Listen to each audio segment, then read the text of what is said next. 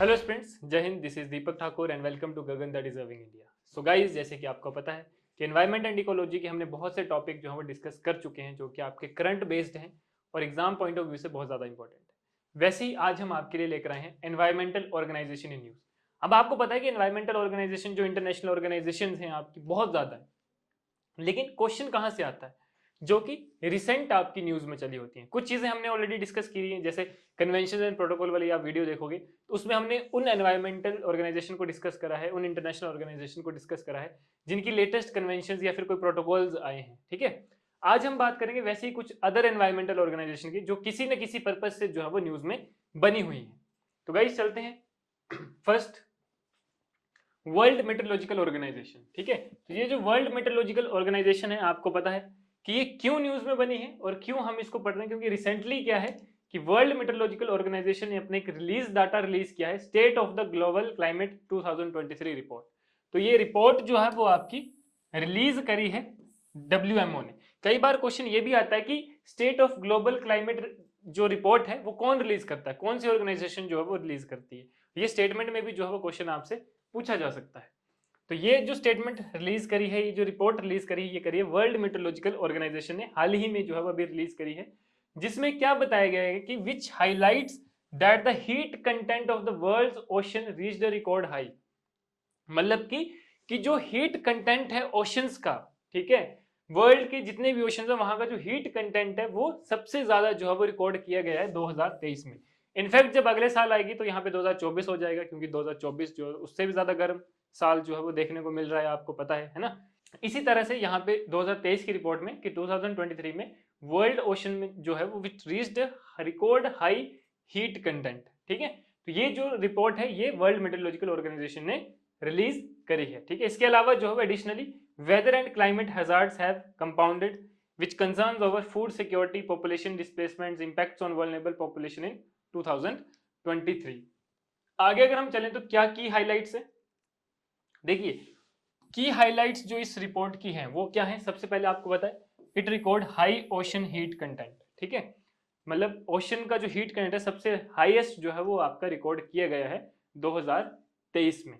ठीक है, उसके अलावा अगर हम देखें तो ग्लोबल एवरेज सी सरफेस टेम्परेचर, तो ग्लोबल एवरेज सी सरफेस टेम्परेचर जो सबसे हाईएस्ट यहाँ पे रिकॉर्ड किया गया है 2023 में, with several months breaking previous records by significant margin. ठीक है, और अगर हम देखें तो एक्सेप्शनल हीटिंग जो सबसे ज्यादा ऑब्जर्व की गई है वो काफी मतलब रीजन्स में देखी गई है, which includes eastern north Atlantic, the gulf of Mexico, the Caribbean, the north Pacific and the large areas of southern ocean. तो ये जो है यहाँ पे जो है वो सबसे ज्यादा आपका हीट कंटेंट या हीट वेव जो है वो देखी गई है या रिकॉर्ड की गई है। ठीक है, उसके अलावा मैरीन हीट वेव्स, ठीक है, ये भी जो है वो की हाईलाइट है इस रिपोर्ट की। तो मैरीन हीट वेव में देखा गया कि ये जो 32% जो है वो नोट डाउन की गई है, विच वॉज 23% इन 2016। तो 2016 में ये 23% थी जो average daily marine heat wave है, बट अभी जो है वो लेटेस्ट 32% जो है वो नोट डाउन की गई है। तो global ocean experienced an average daily marine heat wave coverage of 32%। और देखा गया है कि 2023 के एंड में, यानी कि at the end of 2023, most of the global ocean जो कि इस रेंज के बीच में आते हैं, यानी कि 20 degree south and 20 degree north के बीच में जितने भी ग्लोबल ओशंस हैं, ठीक है, had been in heat wave condition since early November, कि वो जो है वो उसी हीट वेव कंडीशन में बने हुए हैं नवंबर से। ठीक है, और जो एवरेज टेम्परेचर से 3 डिग्री ज्यादा टेम्परेचर जो है वो देखा गया है अक्रॉस द नॉर्थ अटलांटिक में। ठीक है, तो हीट वेव इतनी ज्यादा बढ़ चुकी है, इतनी ज्यादा मेरीन हीट वेव हो चुकी है कि 3 डिग्री टेम्परेचर जो है वो एवरेज से राइज कर गया है। ठीक है, तो ये जो है वो बहुत ही इंपॉर्टेंट आपका डाटा रहेगा। ठीक है, उसके अलावा accelerating glacial retreat and Antarctic sea ice loss. ठीक है, अब देखो हीट वेव इतनी बढ़ रही है, इतनी ज्यादा गर्मी होगी तो जो हमारे ग्लेशियर्स हैं वो भी मेल्ट होंगे। ठीक है, तो यहाँ पे देखा गया है कि glacier world wide experience the largest loss of ice. ठीक है, ग्लेशियर जो है वो पिघलेंगे तो आइस का लॉस तो ऑब्वियसली होगा। ठीक है, in both western north America and Europe, America और यूरोप के जो है वो रीजन में सबसे ज्यादा जो है वो लॉस देखा गया है। बाकी Antarctic sea ice extent reached an absolute record low for the satellite era and Arctic sea ice extent remained well below normal. तो ये जो है वो आपका इस रिपोर्ट की हाइलाइट्स जो है वो मानी गई है। Clear guys? इसके अलावा जो ऑर्गेनाइजेशन आपकी न्यूज में है that is national action plan on climate change. अब देखिए ये national action plan on climate change क्या है, ये क्यों न्यूज में बना हुआ है, वाई इन न्यूज? तो रिसेंटली जो है वो इस ऑर्गेनाइजेशन ने या फिर जो आपका क्लाइमेट माइग्रेशन ऑर्गेनाइजेशन है, ठीक है, उन्होंने जो है वो they issue the climate migration has garnered significant attention, yet the world still lacks a comprehensive legal framework to protect individual forced to flee their homes due to increasingly severe weather disaster। अब देखो ये news में क्यों बना हुआ है, क्योंकि यहाँ पे बोला गया है कि जो क्लाइमेट माइग्रेशन है, ठीक है, जो लोग एक जगह से दूसरी जगह जा रहे हैं, वो जो पलायन है, माइग्रेशन है, ठीक है, वो ज्यादा हो रहा है क्लाइमेट के चेंज की वजह से, ठीक है। तो ये एक सबसे बड़ा जो है वो की फैक्टर है, सबसे बड़ा ड्रॉबैक भी आप बोल सकते हैं। क्यों? क्लाइमेट रिफ्यूजीज जो है वो बढ़ चुके हैं। अब सबसे पहले हमें ये समझना होगा कि क्लाइमेट रिफ्यूजीज होते कौन है, ठीक है। तो अगर हम इंटरनेशनल ऑर्गेनाइजेशन फॉर माइग्रेशन की बात करें तो क्लाइमेट माइग्रेशन का मतलब है it refers to the movement of a person और a group of person who are predominantly forced to leave their homes due to sudden or gradual environment changes caused by climate change। यानी कि climate migration उस word का उस चीज को refer किया गया है कि जो भी एक इंडिविजुअल है, चाहे वो ग्रुप ऑफ पीपल है या नंबर्स ऑफ पीपल है, ठीक है, चाहे वो वाइल्ड एनिमल्स ही क्यों ना हो, ठीक है, तो वो एक जगह से दूसरी जगह जा रहे हैं, चाहे वो टेम्परेरी बेसिस है चाहे वो परमानेंट बेसिस है, आपका सडन एनवायरमेंटल चेंज की वजह से या फिर ग्रेजुअल एनवायरमेंट चेंज की वजह से, ठीक है, जो कि क्लाइमेट चेंज की वजह से जो है वो कॉज हो रहा है। तो ये जो है ये टर्म आपको क्लाइमेट माइग्रेशन की तरह से रेफर की गई है, ठीक है। तो ये जो प्लान है ये बढ़ रहा है, माइग्रेशन बढ़ रही है डे बाय डे, ठीक है। अब अगर हम बात करें तो इसका कॉजेज क्या है, तो क्लाइमेट माइग्रेशन के क्या क्या कॉज जो है वो हो सकते हैं, what are the causes of climate migration. अब देखो क्लाइमेट माइग्रेशन का एक कॉज हो सकता है इंटरनल डिस्प्लेसमेंट। इंटरनल डिस्प्लेसमेंट का मतलब है कि जैसे मान लो फ्लड आ गया, हरिकेन्स आ गए, अर्थक्वेक आ गया, ठीक है। जैसे अगर आप पहाड़ों की साइड देखोगे तो लैंडस्लाइड्स होती हैं। जैसे अगर हम लास्ट ईयर की बात करें तो जो हमारे हिमाचल के कुछ एरियाज हैं, ठीक है, जैसे मंडी वाला एरिया है, कुल्लू वाला एरिया, यहाँ पे लैंडस्लाइड्स की वजह से नंबर्स ऑफ हाउसेज जो है वो टूट गए, ठीक है, बह गए, पानी में बह गए। जो आपका मलबा आया, ठीक है, पहाड़ों से जो आपकी मिट्टी आई उसमें जो है वो टूट गई। तो वो भी क्या है, वो लोग भी जिनके घर टूटे हैं या जिनकी जगहें जो है वो चली गई, वो भी तो एक जगह से दूसरी जगह शिफ्ट करेंगे, है ना।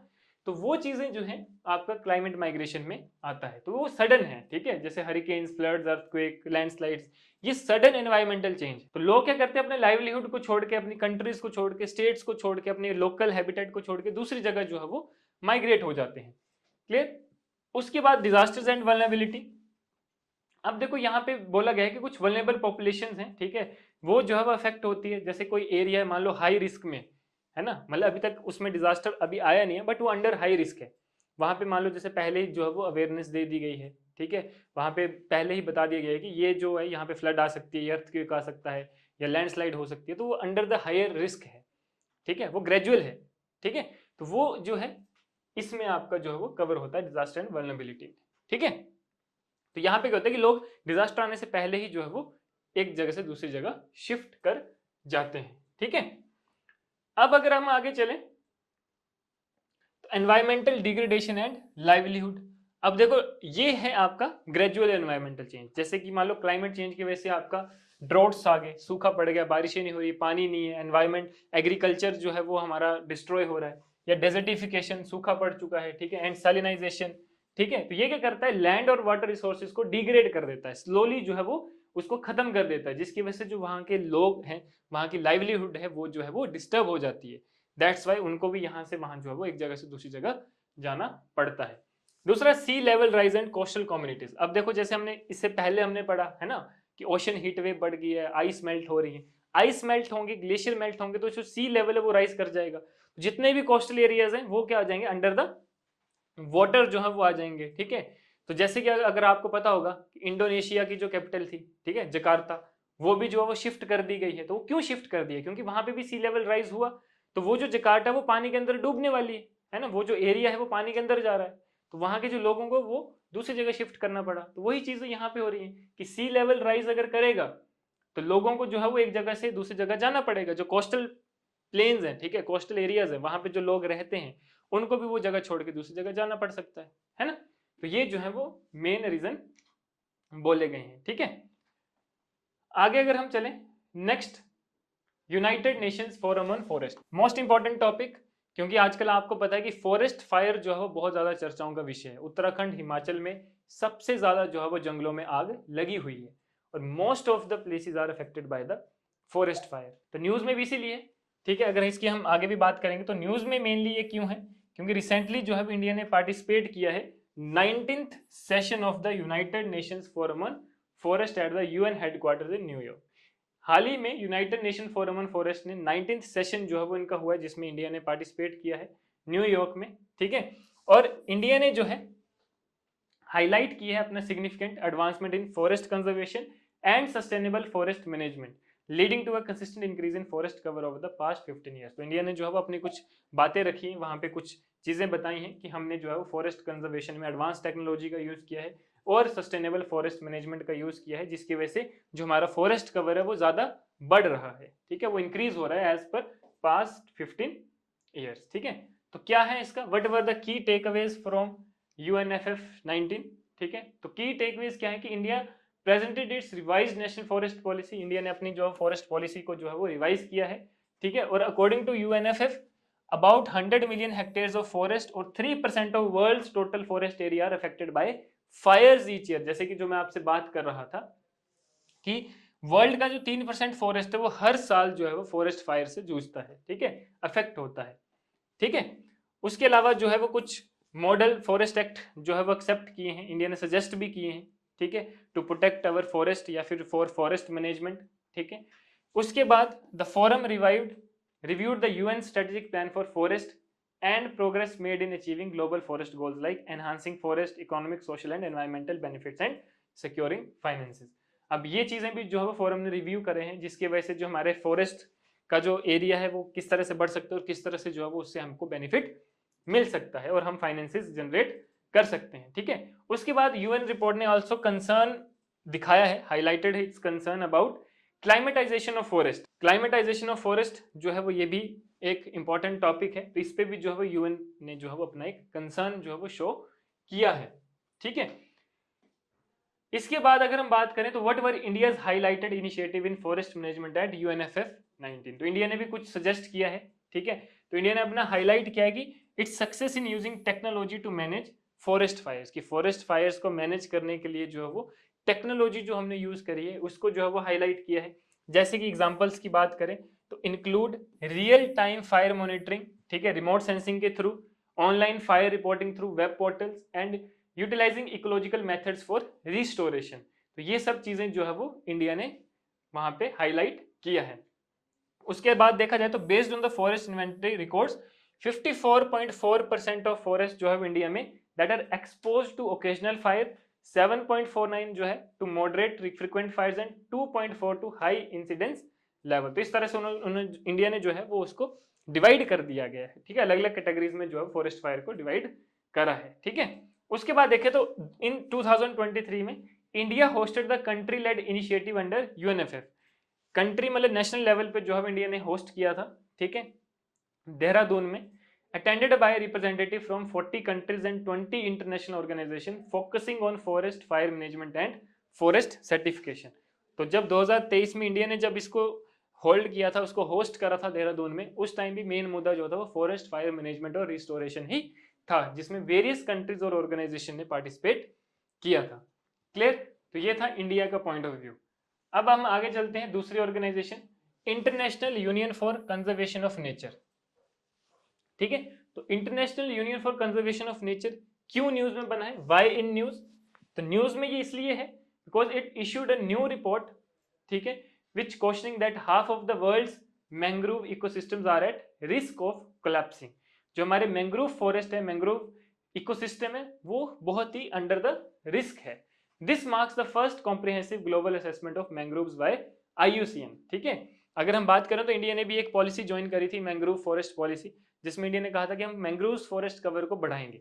अब देखो मैंग्रोव फॉरेस्ट कवर को बढ़ाने का मेन तात्पर्य क्या है, मेन इंपॉर्टेंस क्या है, क्योंकि जो मैंग्रोव फॉरेस्ट है वो अदर फॉरेस्ट के मुताबिक ज्यादा कार्बन जो है वो एब्जॉर्ब करते हैं और ऑक्सीजन प्रोड्यूस करते हैं। यानी कि जितना ज्यादा कार्बन वो ऑब्जर्व करेंगे एनवायरमेंट से, उतना ज्यादा कार्बन डाइऑक्साइड जो है वो कम होगा, उतना ज्यादा पोल्यूशन कम होगा, उतनी प्योर एयर जो है वो हमको मिलेगी। तो इसलिए मैंग्रोव फॉरेस्ट पॉलिसी या मैंग्रोव फॉरेस्ट कवर को जो बढ़ाना बहुत ही ज्यादा इंपॉर्टेंट है। और ये एक फर्स्ट ग्लोबल असेसमेंट थी मैंग्रोव्स के लिए बाय द IUCN यानी कि international union for conservation of nature. ठीक है, अब ये जो रिपोर्ट है, the report which titled red list of mangrove ecosystem, तो ये टाइटल का नाम भी पता होना चाहिए, unveiled these findings on international day for biodiversity, जो कि 22 मई को मनाई जाती है। ठीक है, अब अगर हम बात करें तो what are the key findings of the study, क्या क्या की फाइंडिंग्स जो है वो है। सबसे पहले कि more than half of the world's mangrove under risk, कि लगभग 50% से ज्यादा जो मैंग्रोव फॉरेस्ट है वो रिस्क में है। ठीक है, क्योंकि आप बोल सकते हो कि due to sea level rise की वजह से भी हो सकता है। ठीक है, और उसके बाद कोई और रीजन भी हो सकते हैं, वेरियस रीजन हो सकते हैं। ठीक है, तो यहाँ पे जो है जो हमारा मैंग्रोव इकोसिस्टम है that is under risk of collapse. ठीक है, खत्म हो सकता है, इतना मतलब जो है वो हो चुका है। फिर higher risk to south Indian mangroves, जो साउथ इंडियन के मैंग्रोव फॉरेस्ट है वो उल्टा ज्यादा जो है वो हायर रिस्क में है। ठीक है, जो कि मैंग्रोव इकोसिस्टम है साउथ इंडिया में which shared with Sri Lanka and Maldives is categorized as critically endangered. तो ये भी आपको जो है इंपॉर्टेंट पॉइंट पता होना चाहिए। ठीक है, लेकिन अगर हम बात करें बे ऑफ बंगाल रीजन वाले, जो कि बांग्लादेश के साथ लगते हैं, वेस्टर्न कोस्ट जो पाकिस्तान के साथ है, these are classifies as least concern, ये लीस्ट कंसर्न है। लेकिन जो श्रीलंका और मालदीव्स के साथ है that is critically endangered, higher risk में जो है वो है। ठीक है, उसके बाद इसमें जो की फाइंडिंग्स बोली गई स्टडी में that is climate change as a major threat. ठीक है, अब बोला गया है कि एक स्टडी ने which found that globally climate change is the major threat to mangrove ecosystem affecting 33% of mangrove, कि जो क्लाइमेट चेंज की वजह से हमारा जो टोटल मैंग्रोव कवर है वो 33% जो मैंग्रोव है वो हमारा अफेक्ट होता है only by the climate change. ठीक है, जैसे कि डिफोरेस्टेशन हो सकता है, डेवलपमेंट, पॉल्यूशन, डैम कंस्ट्रक्शन, ये मेजर पॉइंट्स जो है वो दिए गए हैं, मेजर फैक्टर्स दिए गए हैं कि मेन फैक्टर्स जो है वो ये हैं जिसकी वजह से हमारा जो मैंग्रोव कवर है, मैंग्रोव फॉरेस्ट है, वो अफेक्ट होता है। ठीक है, उसके अलावा increased frequency and intensity of cyclones, typhoons, hurricanes, ठीक है, tropical storms, these are also impacting mangroves on certain coastlines. तो ये उसके अलावा इन 4-5 चीजों के अलावा ये भी जो है वो रीजन है मैंग्रोव फॉरेस्ट या मैंग्रोव कवर को रिड्यूस करने के पीछे। ठीक है, इसलिए जो है वो जो हमारा मैंग्रोव्स एरिया है, मैंग्रोव्स कवर है, मैंग्रोव्स फॉरेस्ट है, वो अंडर द थ्रेट है। उसके अलावा ग्लोबल इंपैक्ट भी है। तो coasts along the north west Atlantic, north Indian Ocean, Red Sea, ठीक है, this Gulf of Aden are predicted to be significantly impacted। ठीक है, without increased conservation about 7065 square kilometer more mangroves could be lost and 23,672 square kilometer will be submerged by 2050। ठीक है, अब देखो without increased conservation, ठीक है, तो हमारा जो ऑलरेडी 7065 स्क्वायर किलोमीटर जो है यानी कि 5% जो है मोर मैंग्रोव्स कुड बी लॉस्ट, कि अगर हमने उसको कंजर्व नहीं करा तो लगभग 5% जो है वो हमारा खत्म हो जाएगा, लॉस्ट हो जाएगा, और लगभग जो 16% है that will be submerged by 2050 तक वो भी खत्म हो जाएगा। तो हमें जो है इसको पहले ही कंजर्व करना पड़ेगा, इसको जो है वो प्रोटेक्ट करना पड़ेगा, हमें ऐसी पॉलिसीज बनानी पड़ेगी, जैसे कि इंडिया ने भी एक पॉलिसी बनाई है मैंग्रोव फॉरेस्ट कवर पॉलिसी के अंडर जो है उसमें, कि मैंग्रोव फॉरेस्ट को हम जो है वो इंक्रीज करेंगे, जितना ज्यादा हो सकेंगे हम उनको बढ़ाएंगे। ठीक है, तो गाइज ये जो था वो हमारा कुछ इंपॉर्टेंट एनवायरमेंटल ऑर्गेनाइजेशन थी जो कि वेरियस फैक्टर्स के थ्रू न्यूज में बनी हुई थी। यहां से क्वेश्चन आना संभाविक बात है, मोर प्रोबेबिलिटी जो है वो यहां से क्वेश्चन आपका आ सकता है। तो कोई भी वीडियो हमारी जो आती है वो मिस ना करें, क्योंकि वो बहुत ही ज्यादा इंपॉर्टेंट होगी एग्जाम पॉइंट ऑफ व्यू से। क्लियर गाइज, तो बने रहे हमारे साथ, तब तक के लिए धन्यवाद, जय हिंद।